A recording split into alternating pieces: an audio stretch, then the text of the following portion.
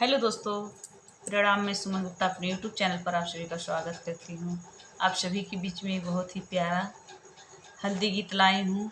सभी सिस्टर बहुत ही अच्छा गीत है, आप लोग सुनिएगा और कमेंट बॉक्स में ज़रूर बताइएगा अच्छा लगेगा तो। फुल वॉच करके आप लोग सुनिएगा, बहुत ही सुंदर गीत है। सभी बहन अपना दुलार प्यार इस बहन को दीजिएगा।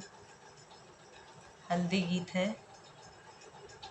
कहवा के हल्दी अरे कहवा के पंडित हो, कहवा के हल्दी अरे कहवा के पंडित हो।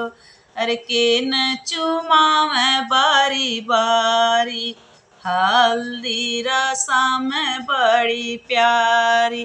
के न चुमावे बारी बारी, हल्दी रसम बड़ी प्यारी।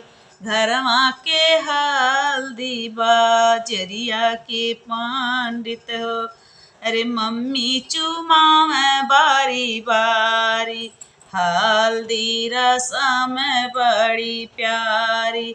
अरे मम्मी चुमावे बारी बारी, हल्दी रसम बड़ी प्यारी। कहवा के हल्दी अरे कहवा के पंडित हो। अरे के न चुमावे बारी बारी, हल्दी रसम बड़ी प्यारी। घरवा के हल्दी बाजरिया के पंडित हो।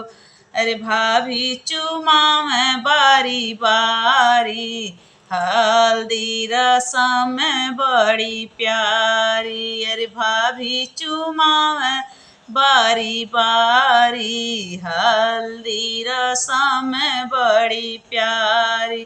कहवा के हल्दी अरे कहवा के पंडित हो। अरे के न चुमावे बारी बारी,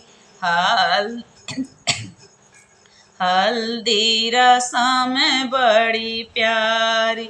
अरे के न चुमावे बारी बारी, हल्दी रसम बड़ी प्यारी। घरवा के हल्दी बाजरिया के पंडित हो। घरवा के हल्दी बाजरिया के पंडित हो।